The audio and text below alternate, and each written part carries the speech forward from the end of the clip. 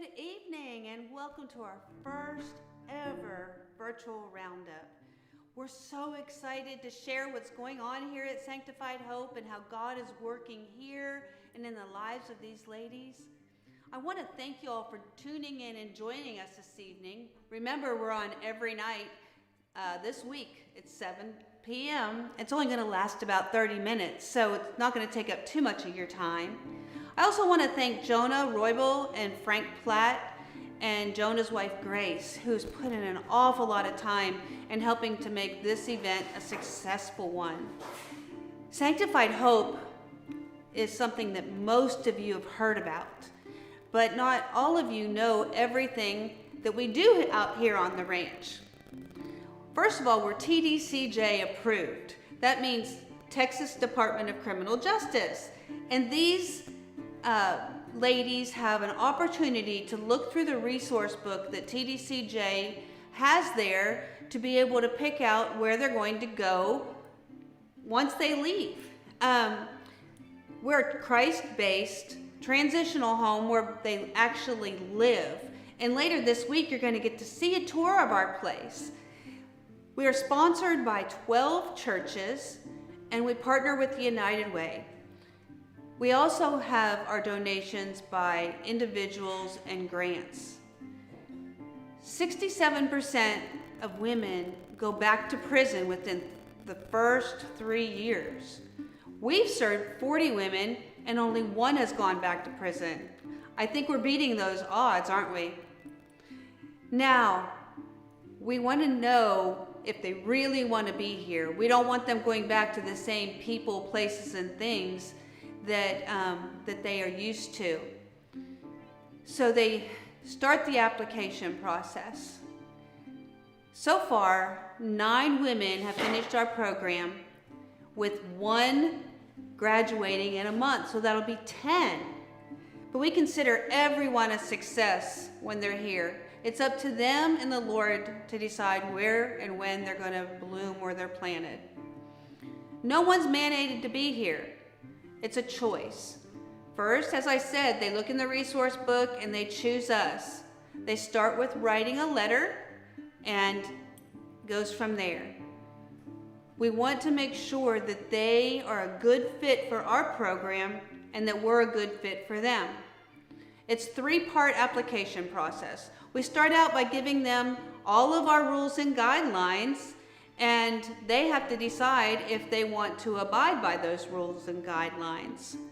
And so they just do their due diligence and send in each application 1 part at a time. We pray over those applications to see if they're a good fit. And if we decide that they are, then we write to them and we write to the parole board and accept them.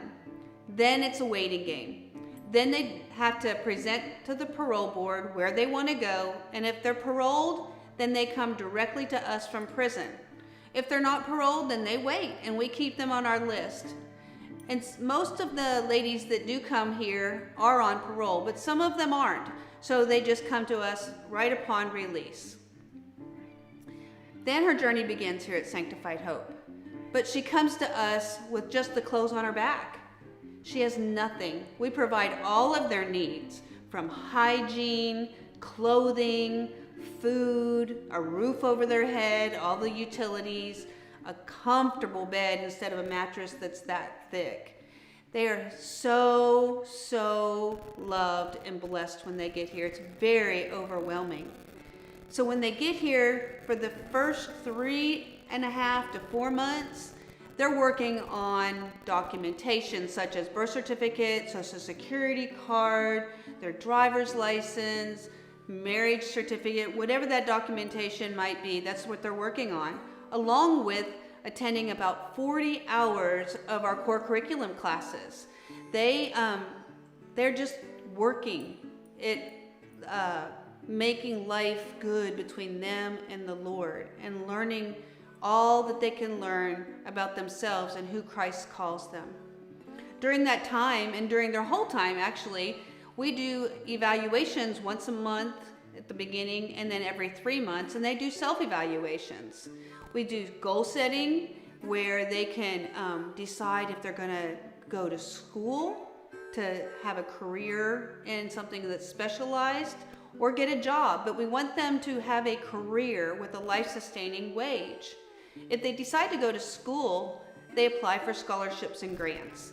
And everyone has been successful in getting something. As a matter of fact, everyone that's gone to school has done so remarkably well. A's, Dean's List, they're so excited about starting their new life. Then after that first phase, they start living life. Their core curriculum is pretty much over and they can work. They work about 25 hours a week. And that lasts until 6 months. And at the 6-month mark, if they're not in school, they can increase their work time to 30 hours a week. If they don't go to school, they have to come up with a plan on how they are going to succeed in the job that they're in. While they're here, at the beginning, 98.5% of our women have sponsors. And we seek out those sponsors. Sometimes it's a church, sometimes it's a private individual, sometimes it is one of our partners. Because it's not free for them to stay here. It costs $400 a month per woman. And that covers everything. The counseling that they get, the classes that they take, all of the needs that are supplied for them, and the case management. That's pretty good if you ask me. The third phase, 9 months and on, they're living life for sure. They are still attending 12-step groups because that's mostly what they have agreed to with their parole. They're working, they're saving money, they're doing financial peace through Dave Ramsey University. They are trying to set themselves up for success once they leave here. And by the time they finish all of that, then they are ready to graduate. And we have a wonderful graduation ceremony for them when we celebrate all of the accomplishments that they have done. And so that's pretty much the process of how everything works here at Sanctified Hope. So would like to this time introduce our hostess for this evening. It's Stacy Marquart.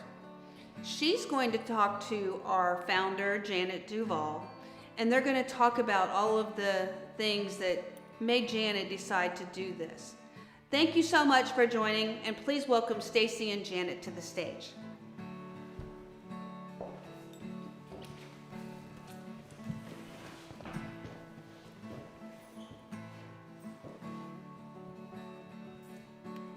Hi everyone.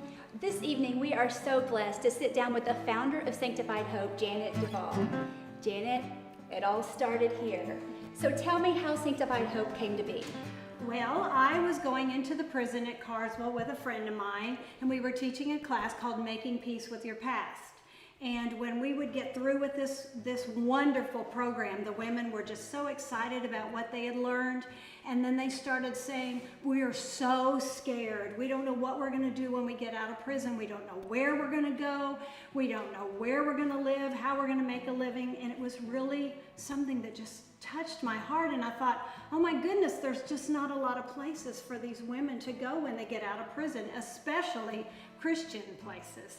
And so I started talking to some friends who were in prison ministry, and we started putting our heads together and thinking, well, maybe we need to do this. And so I had a few people in my home, and then a few more people came, and a few more. Pretty soon it grew. And I want to tell you, by the end of 2015, we started in January. By the end of 2015, we had our 501c3, and we were on our way. We had a board. I was part of the board, and there was 2 other men that were part of this board. Right. Well, starting a ministry is so challenging. Did you find there was support in the community for you? That is the most amazing thing. So the first, off the bat, we went and we talked to Van Hauser, and he's the pastor at Northside Baptist Church. We had a thing that we had written up, and it was called A Case for Support, and we took that with us, and he looked at it and he said, this is amazing.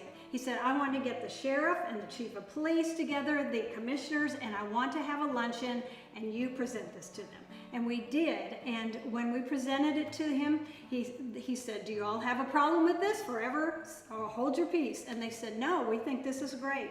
And so we started off like that, and from then on, our community has just embraced us. They have helped us with things. We have people in the community which you will see amazing things of people that have come alongside of us. It's just been amazing. Well, that's so good.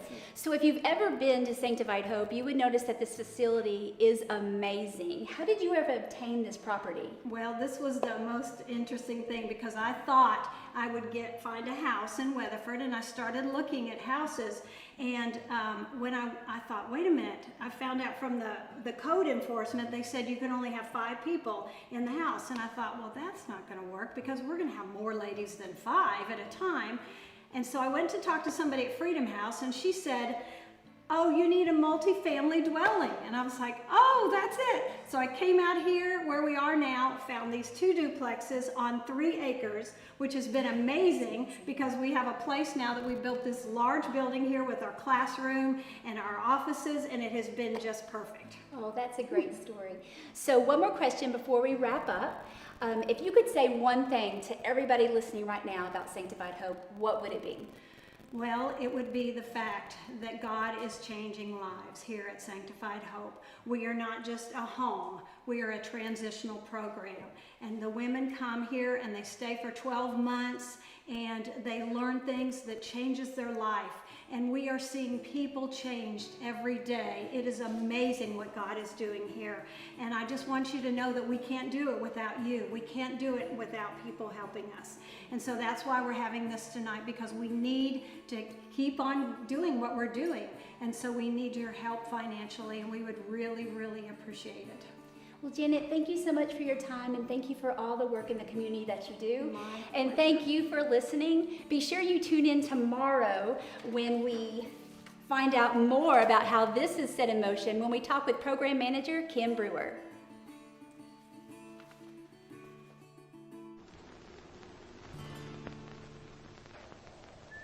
Where is Pat Dean? He has been impersonating a county judge. I am Pat Dean. Oh, but you're not a county judge. Yes, I'm a county judge. You're charged with impersonating I'm a innocent. county judge. Well, we'll let the courts find. This is wrong. This is all wrong. I'm sorry. I'm sorry. No, I'm innocent. I'm sorry. I'm innocent. That's what they all say. That's what Everybody all says that. But I really am Pat Dean. You are Pat Dean, but are you a county judge? I'm a county judge. Is he a county judge, folks? That's for you to decide. You tell us if you want him out of jail. Is this a place that would lie? Yeah. I don't know. What do you think? Is there anybody I can talk to about this? Because people know me. I am really the county judge. I see what they say in Facebook land. Yeah. This is all wrong. You got to let me out. Well, we'll let the people decide.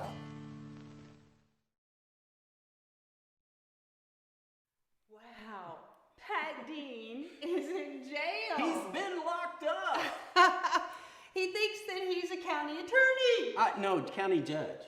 Oh, that's right, county Not judge. really. Oh, that's John Forrest. He thinks Yeah. he's more important than a county attorney. Yeah. And are we going to let him get away with this?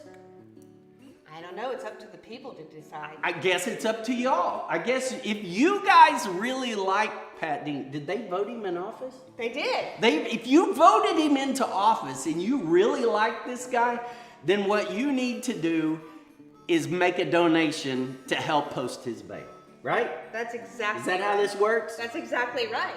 That's how this works. If you want to help out Pat Dean, more importantly, if you want to help out the women at Sanctified Hope, you need to make a donation. You can make a donation through Venmo. You can make a donation through sanctifiedhope.org. You can send us a check. You can go through PayPal. We're interested. You look on the screen below and you make a donation the way that you can help most. And let's think about this, folks. Sure, there are big organizations out there that are making a difference spread out over a big area, but this place is making a difference in one life at a time. Even though there are multiple women here, we're investing, and we're investing for the long haul. We're looking to make a change, and we're sticking with women over a long period of time. This is not just a quick fix. This is a really helping women who've committed their lives to becoming new people have the resources and the support they need to get where they're going. That's right. And that's why we want them to just focus on themselves and the Lord the first 3.5 to 4 months and not go out and get a job right now. We think that that's just a criminal with a job. That's because right. they haven't had that total mind, more importantly, heart transformation. And that's what they're looking for. You can watch the videos on sanctifiedhope.org. You can learn more about the stories. Please come back each night. We're going to have different people here talking each night. I'm Ron Johns. I'm the preacher at Oak Ridge Church of Christ. I'm honored to lend our support to this organization. And I like Pat Dean. I really wish you'd get him out of jail. It would be nice. Could you help? Could you make a $5,000 donation? Hey, don't be bashful. This is a time that will make a difference. It's an investment that will truly, lastingly, for generations, send ripples of positive change into our community. Maybe you can make a $2,500 donation. Maybe you can make one really big donation right now. Or maybe, Sharon, it's okay if they make a monthly donation. If they sign up for $100 a month or $50 a month, or I bet you would even take $10 a month. We would. Just think about how much you spend on Starbucks. Fast food. One fast food meal a week. That would not only help Sanctified Hope, it would improve your health. That's if you would right. give up McDonald's once a week. That's right. Yes. Just and donate that much. remember, your donations are tax deductible as well. That's exactly right. So whenever you do donate, make sure you give us our address so we can send you a statement. Absolutely. Give us your address, send it to our address, make the donation. We are looking forward to hearing more from you. Thank you so much. Thank you, Ron. We'll see you again tomorrow night. Be here tomorrow night. Thank you. Bye-bye. Hi, my name's Nene, but my real name is Swanitra. I am 30 years old, and I am a resident here at Sanctified Hope. I've been here for 10 months right now, this time, but I was here back in 2018 for 4 months. And pretty much, I have had a long journey ahead of me, and I must say I am right now at a very good place in my life. I was born into addiction. My mother was an addict, and so therefore me and my 2 younger siblings were taken from her at an early age, and we were placed in our grandmother's custody in 96, and so therefore we had to adjust a lot into different homes. 2000, my grandmother passed away, and so we moved to another home, and that home was with my mom, and it was before she was fully recovered. And so therefore I started experiencing sexual abuse, mental abuse, physical abuse, and then I started running away, and we also ended back up in the system where I later aged out of care. And when I aged out of care, I gained custody of my younger sister and brother. And so at 18, I was living in a 1-bedroom apartment with my sister and my brother. My brother was in high school, my sister in high school, and also I was in high school, but I later dropped out because it was hard for me to work and go to school, and so therefore I had to choose what was best, and I just felt like working for them was the best choice at the time. but I got them taken away. My sister got lost into the sex trafficking industry, and my brother went back into CPS care. From then on, I found my sister and I started experiencing homelessness. From homelessness, I started experiencing selling drugs. From selling drugs, I started experiencing breaking into homes to buy hotel rooms so I wouldn't have to sleep outside. And with breaking into those homes, though breaking the law caught up with me and so I started going to jail. And all those times in jail, it placed me in prison. I have been to prison twice in my past 10 years. And my first time in prison, I indulged in the homosexual lifestyle so much that it became a cover for me to be who I wanted to be and be accepted by women, because I felt like we had an emotional connection more than I would with a man. And so therefore, I really didn't know who I was. But after I got out the first time in prison in 2015, my mom was clean, and I went and stayed with her because all I could think about was my mom being clean and the fact that I got to live with her. And so I went and lived with her, and it was not the worst mistake, but it was a big mistake because it was just a revolving door happening over and over again. And I went back and stayed with her, and I started messing with cocaine because I just couldn't fight the feeling of knowing that my mom, my sister, my brother didn't need me anymore. And so I numbed my pain with cocaine to be a person that I wasn't, because I wasn't the party type and I wasn't the talkative type, and I felt like cocaine made me be that person and made me fun to be around. And so I started doing that and losing all my money, and it made me and my mom fight more. And so she put me out, and when she put me out, it made me really angry, and I got my parole messed up, and I broke into another home and ended right back up in prison. But this time in prison, when I went to jail, it wasn't the same. The first night I was in that cell, I felt so alone. And all I could hear in my cell was a voice just saying, pick up my Bible. But I didn't have a Bible, and so I went to a class where they gave you free Bibles, and I still had that Bible, matter of fact. And it just started to speak to me and comfort me, and I just knew that this time in prison I was going to be okay. Closer to my release, I didn't have anywhere to go. And one of the ladies that I washed clothes for in there, she called her daughter, and she brought me a piece of paper saying, write these people. And I was like, why write these people? Because these people never write back. I write all these halfway houses, don't nobody ever write back.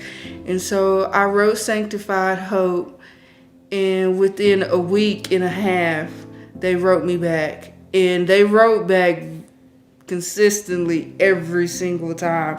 And I was just so happy. And they accepted me so fast, and all they wrote, every letter they wrote, it was so encouraging, and they just reassured me that everything was gonna be all right. I am 2 months away from graduating. I'm at peace. I have a healthy relationship with my family. I've been going to counseling, and I participated in counseling, and that helped out a lot. I have everything I need. I work for them. I'm going to school. I just made the dean's list. I am starting on my second semester of summer school, but my second semester of fall semester. And I just can't explain the peace that I have from Christ. I just love my life now. I love the woman that I'm becoming, and I can actually see a future for myself. And I'm just enjoying Nene for the first time in my life.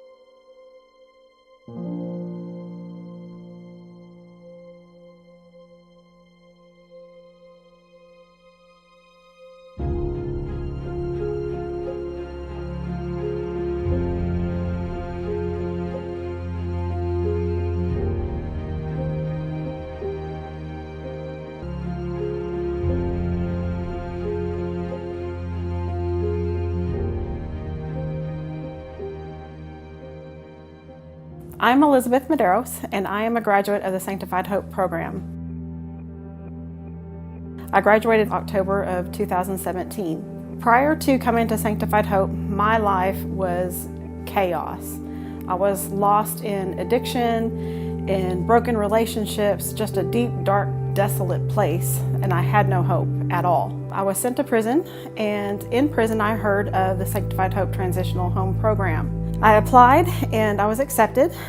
Coming here was probably the best decision that I could have ever made, but I do know now that it was a God-led decision. Coming to Sanctified Hope, all of my needs were met from day one. I walk in the door and they provide me with everything I could possibly need, from toiletries to clothing to my hairbrush, which was a big deal. Everything that I could possibly need, they had met those needs. Because coming out of prison, you're not given anything but a $50 check at the gate. And then if you make it to parole, they give you another $50. And they expect you to rebuild your life with just $100. So coming to Sanctified Hope, I had a home. I had all of my needs met for food, for clothing, for hair, toiletries, everything. So I didn't have to worry about that. Coming to Sanctified Hope also led me to Jesus. I had heard of Jesus growing up, but I had not experienced Jesus. And it was the hands and feet of people that Jesus was able to reach my heart finally. The Sanctified Hope program also provided me with classes. We had life skills classes which taught me communication skills as well as problem resolution. We had a financial class, Financial Peace University, where I learned how to budget my money, which was beneficial. I was also teamed with Mentor along the way, where she came step by step with me, going through all of my struggles, all of the things that I was facing coming out of prison. The biggest benefit of Sanctified Hope is the restored relationships. My family had written me off prior to prison. They were used to Tornado Elizabeth. They were used to the chaos. and they wanted nothing to do with me. But since coming to Sanctified Hope, I've been able to rebuild those relationships because now they can see Christ in me, and they can see that I am a productive person. I'm able to hold a job. I'm able to save money. I'm not living the way I used to. So those relationships have been so important. I was able to get employment. I was able to purchase a vehicle. I was able to save money. So when I graduated, I was able to move out finally, have my own home, have my own car. In addition, I'm able to attend school. I'm a graduate of the Weatherford College LCDC program, which is Licensed Chemical Dependency Counselor. So now I can counsel others who suffer from addiction as well. And I can sit there and identify with them and say, I've been in your shoes. So I know that God is using all things together for my good and His glory. I'm able to give back now to Sanctified Hope. I'm a volunteer, and now I come back and help the same women that I used to be.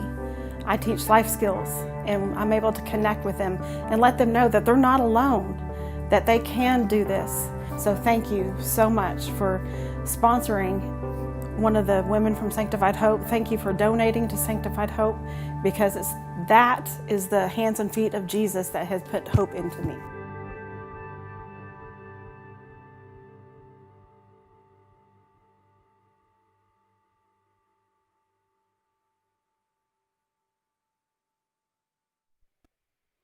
Welcome back, folks. Nene is the one that's getting ready to graduate next month on September the 20th. I want to thank you for spending 30 minutes of your evening with us tonight. Tell your friends and family to watch on Facebook. It's going to be recorded, and so they can go back and watch. And I just wanted to also thank our sponsors, Texas Bank, Trinity Bible Church, First Financial Bank, New Life Church, First Weatherford United Methodist Church, Chick-fil-A, Plains Capital, Zonta of Parker County, First National Bank, and J.R. Jones. And remember to go onto Venmo at Sanctified-Hope to donate, or go to our webpage, click support, and then scroll down to donate, or you can send a check to our post office box, which is on our website. Again, thank you so much, and have a great night. Happy trails. We're Simple Gifts, the Sawyer Family Band. And children of God, we are so grateful that you're here with us celebrating the wonderful work of Sanctified Hope.